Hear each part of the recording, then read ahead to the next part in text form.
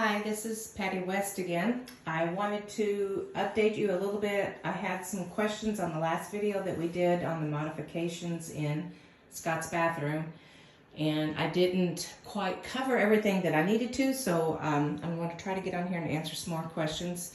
One of them was the size of the tub. So if you saw Scott in the other video, he's 210, something like that probably. So one of the questions was the size of the tub looked small for him. So he actually, when he gets into the tub, he has enough room on each side to where he can hang on to these handles and hang on and hold himself up. So we did have a larger tub at first, and it was longer, and he had a tendency to slide down into the tub because of the length, and once he slides down on his back, it was really difficult for him to get back up again. So dangers of all kinds of things, drowning of course being the number one thing I'm concerned about. So and he liked it better when his feet go all the way to the end. They don't really touch the end, but he does have some room to push himself with his feet if he were to slide down in there. And it's narrow enough for him to be in the tub and be able to have some space on each side of the tub. So maybe a picture of the tub may be deceiving, but it actually works quite well for him. I don't remember the size of the tub. I'll have to look back on the receipts and actually get the dimensions, and I'll try to do that and post that on here. And I'm thinking that this bathtub was around $800.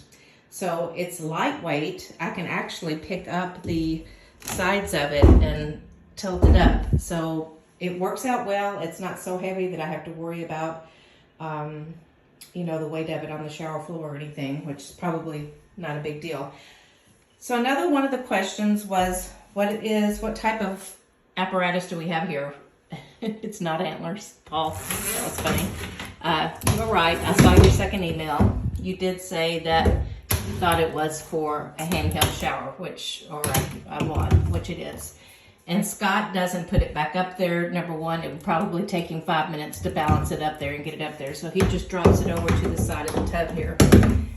And one of the benefits of doing this is that he can turn on, let's see, this turns it on to where it comes out, the spray handle. He can turn that on and it runs around the side of the tub. I don't know if you can see any water running back there or not, but we have a lip right here so none of the water comes out. But he can turn that on and let the water heat up. And then he's able to reach these handles and then adjust the cold and the hot water as he needs it. So that works out really well for that. And he just grabs a hold of this and pulls it over into the tub with him when he's ready for it. And then he also uses that to get the soap and everything out of his hair when he shampoos his hair and stuff. So another question was the plumbing. So here you go. We ran cords underneath the sink to the hot and the cold water. We've got levers underneath there where we can turn them off if we need to. And we just ran those cords around to the back side of the tub and plumbed it in here. I think my husband, I don't know if I can get the camera around here or not. My husband actually cut a hole in the back of the bathtub and plumbed it up through there. So it works out well for us. Water stands back here sometimes, so I often have to use bleach water and rinse it out to keep the mold and stuff out of there, and I have a brush that I get back in there with too, but it stays fairly clean. And like I said, that lip right there on the bottom of the shower keeps the water from running out into the floor when he's got it turned on, and anything that comes out around the bottom of the tub, of course, just seeps back underneath there and still goes down into the drain.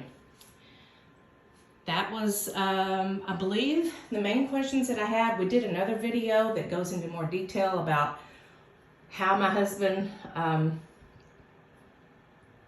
hooked up all of these beams, and I also have the name of the company that we ordered those beams from. I have to find it and I'll post that as well.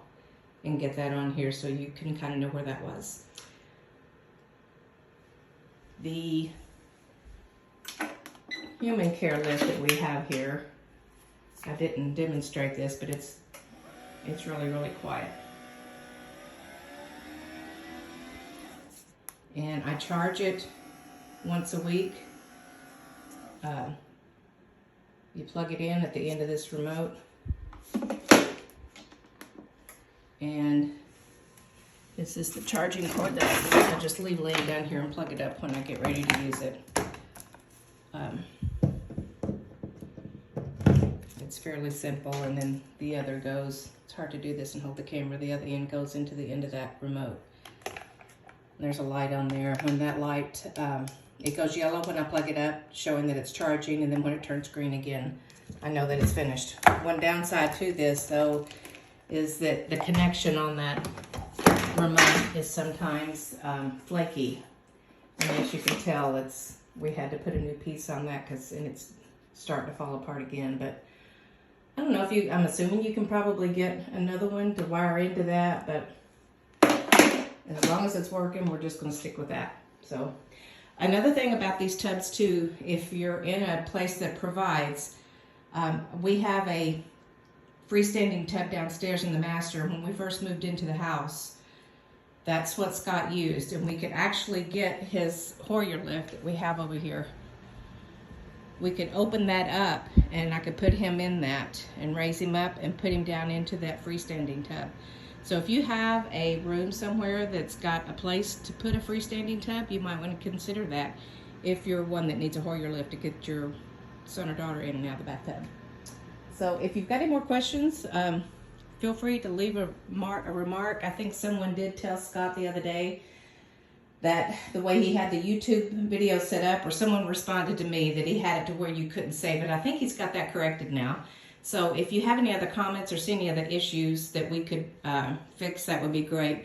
And thanks to the guy or person that talked about putting the wood block behind this tank. That was been another issue, is broken tanks with people. Scott's toilet lid, when he's in here, actually goes up and it puts more pressure on this top, and that's why the towel's there, because it mars up the seat if I don't. And I just go ahead and push this up all the way against the wall, and then his weight actually is going against that and not the tank. But great idea, putting a block of wood behind that tank to give it support. So thanks again for listening to these. I think together we can help each other out and get modifications done.